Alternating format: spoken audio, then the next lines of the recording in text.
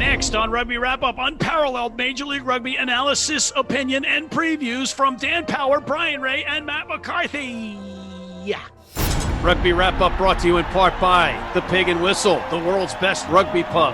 The Murphy Kennedy Group, founded with the idea that construction can be done better. And Lean and Limber, stretching your way to a healthier lifestyle. Hey, everybody, and welcome back to Rugby Wrap-Up. Matt McCarthy in Manhattan, Dan Power on the beach in Denver, and Bryan Ray in his Giltini lounge up in Nova Scotia. Guys, we had such a great weekend of rugby. Results that none of us saw, some of us saw, and that we're likely not to see again. Bryan, let's start with you and the Giltinis versus Toronto. First, I will say that some days I feel like I know what I'm talking about. Others, I think I should take up checkers. And this is definitely one of those weekends where it was the latter 0 for 5 in my picks. So, yeah, tough one to take. L.A., Toronto. I don't know what happened to the pitch, I don't know what the weather was going on beforehand, but the pitch was not in great shape. Game really didn't get a lot of flow. It was kind of just smashy. But, hey, Giltini's played well in the conditions. Arrows were in the game until Cortez, their tight head prop, took a really dumb yellow card right before halftime. 21 points, game over. LA walks the rest of the game. So bitterly disappointed as an Arrows fan, but no, hat is off for the Giltinis this week. They were the better side, so kudos to them. 15 points, the max from their 3 games. Dan, are we letting him slide on this as his Giltini's backdrop? Because he's been putting the other teams' logos behind him that have beaten his Arrows. Isn't that a logo over there in the bar? I feel like the effort is more, here for Bryan. I'll give him a pass on this one because the creativity behind having the whole bar set up as well is pretty good. If you had Roger Moore or James or Sean Connery walking behind you, back and forth, I might give you something for that. But okay, Bryan, you were pretty vocal about the match on Twitter. Yeah, well, there wasn't any audio coming from my system, so I had to kind of make up some myself. Yeah, sorry. I don't mean to pick on it, but, the guys just obviously weren't interested in watching the game. So, we kind of had to get some banter going elsewhere. Yeah, it's tough. It's tough doing these matches when you're not familiar with the teams. But if you've got to do a doubleheader too, I mean, that's a lot to ask. Dan, you're no slouch at doing doubleheaders.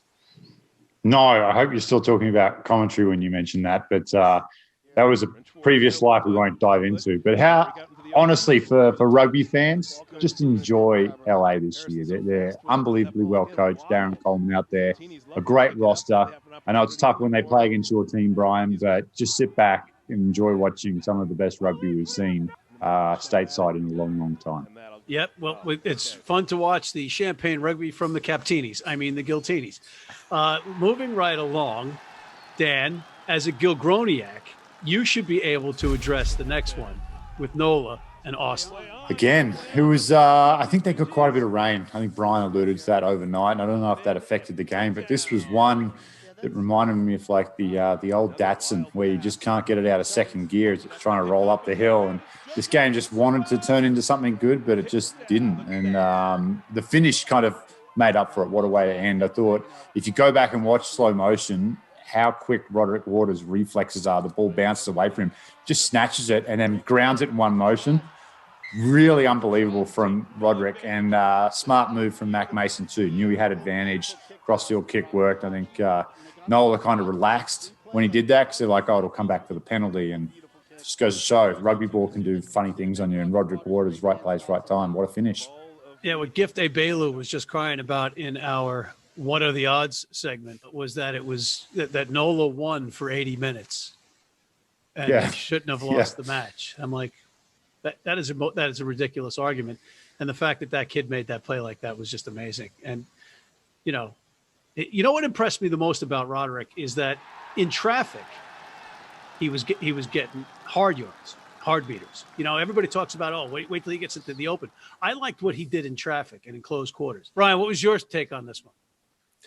Yeah, we talked about the conditions, but I thought that Austin played with a little bit more ambition, even though the conditions weren't great. They tried to move the ball around. They tried to play with a bit more width in that game. It didn't always work. A lot of the times knock-ons just didn't come off. So the game really didn't go anywhere, but they played with a little bit more ambition, and it paid off in the end. That great kick from Mac Mason. Yeah, just stellar finish from Waters. You got to say, Waters, a guy who comes up through Houston, doesn't really get a lot of a look there, goes to Austin, and he's flying right now. He's in that side on form. So you have to be pleased for a guy like that. Yeah, and I got to salute JP Duplessis for his hair. The bleaching of the hair. If I could only do stuff like that, I'd be doing it. I'm living vicariously through you guys. So San Diego going into Houston. Yours truly picked San Diego to win this one easily. And of course, as this season is going, when you think you can predict something, predict the other thing. And Dan, your man crush, Sam Windsor, arguably the best 10 in the league, was playing center. Yeah, I sent him a risque photo before the game, which is why he couldn't kick a penalty. He couldn't get it out of his head. He told me afterwards, "You got to stop sending me those things, Dan." The restraining order will be, expanded to digital as well. But how good was it to see Houston get a win? After the whistle went and Joe Peterson, who we all expected to make that kick, misses the kick. Like the emotion that just poured out through Houston, it was beautiful to see. And the parity of the league, San Diego, the hottest team in the league last year, now find themselves sitting at the bottom of the table on the West Coast. Arguably, that was the most important win for the league in terms of keeping a franchise in the mix and in the conversation. But then you had the next one, Seattle going into Utah. Seattle, everybody had for dead. I had them as a beached seawolf, so to speak. Brian, what did you take on that one? Yeah, absolutely. And I thought this was a passion victory for them. You could see it. They knew that they were down, on the scorecards this year. They knew that people were writing them off. You could see it in the way they played. They went for something simple. They've got their big runners just running hard at that Utah line, and the kind of smaller Utah back row, which we aren't really used to seeing, kind of got a little bit out-muscled with the big guys. Duratalo had a great game for them, running hard through gaps. They had Rickard Hatting peeling off the back. I thought Seattle's back row was excellent, and you could see it late in the game. The subs came on. Jake Ilnicki's screaming and yelling after winning a penalty at a scrum. He knew what it meant. So good for those guys. You got to feel good for the Seawolves players to get that win. And they defended their own try line in the waning minutes with Eric Duchel getting sin binned, right? And he walks off and salutes with a smile into camera. And he just got a yellow card and his team is defending. I'm like, what are you looking at the camera smiling and saluting for? I understand he's a veteran and I appreciate that, but he just left 14 guys out there to slug it out for a minute and a half, fighting for their lives. I don't know. Call me old fashioned. And I know that this was the curse of Adrian Balfour on me because I picked against Seattle. And Adrian, please take off the hex. Please take the hex off my family. Please. I've lesson learned. Similar to Houston, right? Like Seattle, like the relief to get a win. And you guys mentioned Andrew Duratolo, probably one of the more damaging ball runners in the league when he's fit and ready, and he looked like he had a point to prove. So great to see Seattle get a win. Great franchise up there, and again, more parity to the league, right? We don't want teams not winning a game all year, and we don't want teams going undefeated. So it's great for the league. New York versus Rugby ATL. Now, earlier last week, I picked ATL, and then I got a chance to see the rosters, and I'm reading through New York, and typical New York. I think you and I on the show a couple of weeks ago, Matt, I picked them in the opening round against San Diego, flying under the radar. It's the same thing. I'm reading through the roster, especially the forward pack. I'm like, find me a better forward pack in MLR than New York's. And, it's weird that they're not getting a lot of hype, and maybe they enjoy that, just being kind of moving in the shadows, walking quietly with a big stick, so to speak. But so I changed my pick on Super Brew. Get on there, Rugby Wrap Up Super Brew. Join the crew on the Super Brew. Savvy change, Dan. Yep, and boom, switched over to New York once I got to take a peek at those rosters. Sunday games. They came in, I think, Friday, right? I believe. A little late, but New York, great. Holland said, best game I've seen Ben Foden in a New York jersey by far.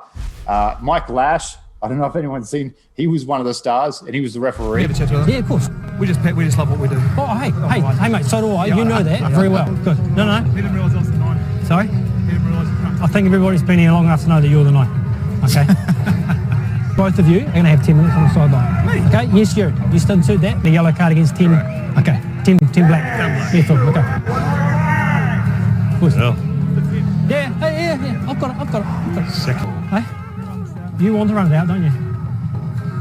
No, you can't. I want you to take a long Love to hear shot. the open mic here. A lot of back and forth. Yeah, you can use it now. Playing advantage. Andy, come here. Wants to commit a penalty. Okay, so your tummy, you can't be lying over top. Wait, was I? Yes. What was that? We just love what we do.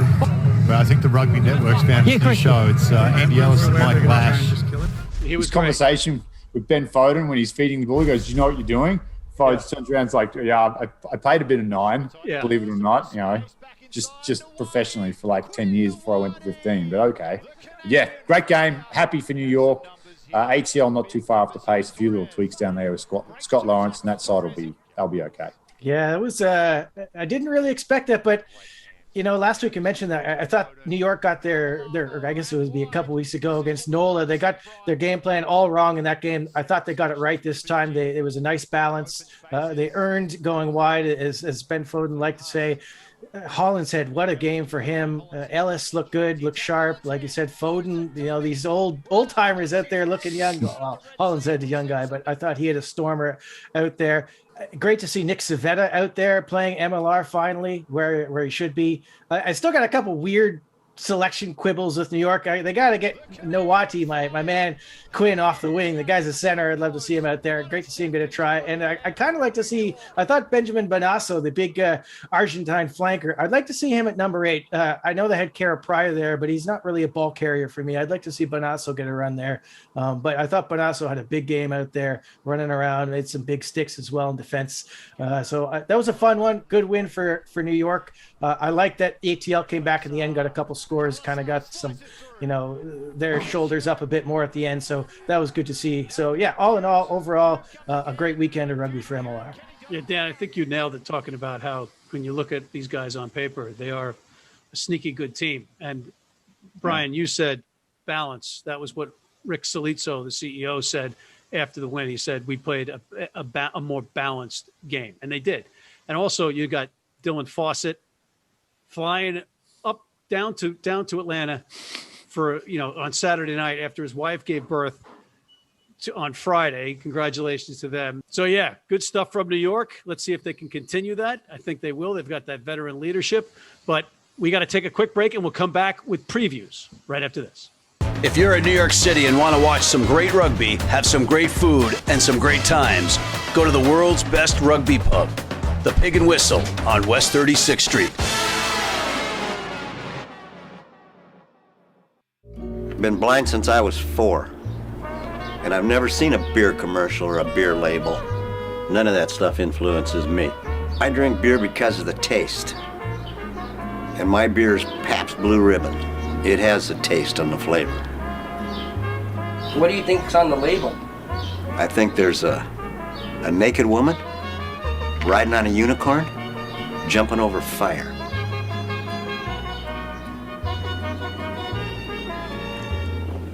Oh, that's good beer.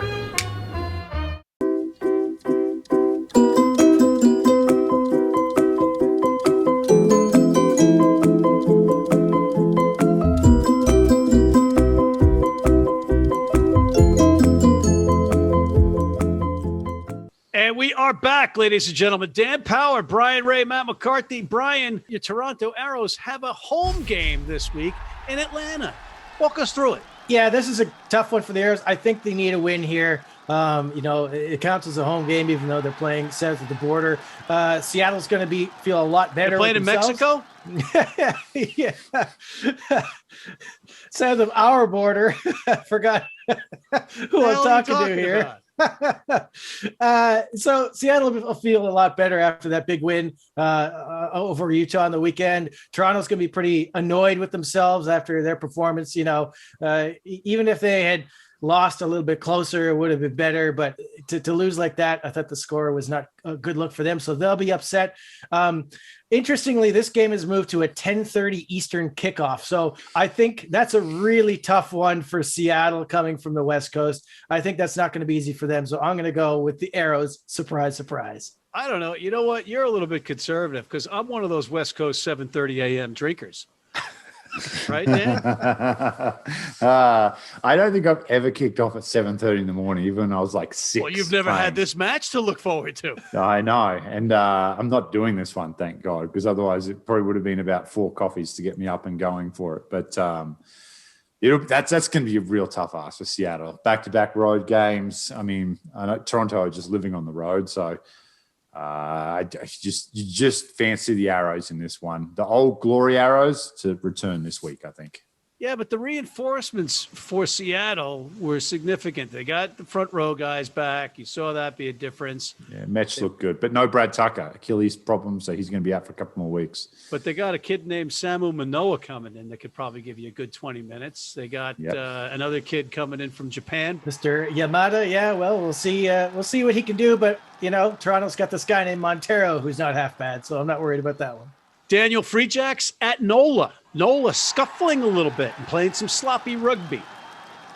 Yeah, little NOLA gold. It's all gold one week, and then it looks like fool's gold the week after. So they'll get it sorted out. I think Damien Stevens needs to start at 9. I mean, the pace that they play out and the back line that they have to play quick. I don't know what the game plan is down there, but if I've got that back line, obviously with Robbie Colin being out, you got Hanno Dirksen, who's kind of in the wing. I don't know if he's boots on the ground in COVID protocol, what the deal is yet, but I think he can slot into that 10 role quite nicely with Robbie out. But let him sing. Matthew, it's like having the New York choir and just telling them to be quiet, like just sing quietly. No, let him sing. Let him sing. The voices, let them roar. And Damien Stevens, he's the man to do it. Brian, can you give us some insight on the next one with San Diego? America's Rugby News, give us the scoop. Now they've lost Rob Shaw. Unfortunately, Chris has dislocated his shoulder in the first game out, which is really unfortunate for everybody, for the team, for him, for the league, everybody. Nobody wants to see that. So certainly we hope the scans come back positive and he gets back sooner than later. Utah's going to be pretty furious about losing at home to Seattle. Now they're going to be in the road, but it's not the longest road trip for them. So I'm going to go with the Legion to get back on the win column finally in this one. Utah, 2 straight losses now. They started the year like world beaters and now 2 straight losses. So a critical game for both sides. I mean, San Diego desperately need a win to stay in touch on the West. And then Utah were sitting pretty in second place. Now, if they would lose 3 in a row, they could find themselves on the outside looking in there.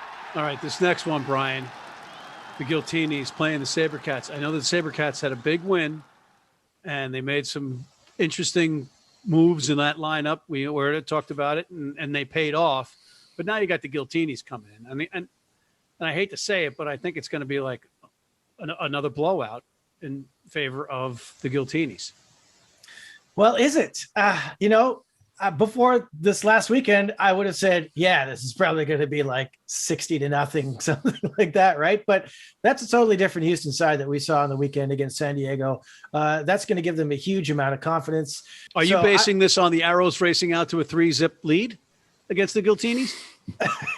No, I'm not predicting Houston to win here, but I am saying that they're going to be in the game, and I don't think it's going to be a massacre by any sense. So you have to go with LA. I mean, they're the best team right now. There's no question.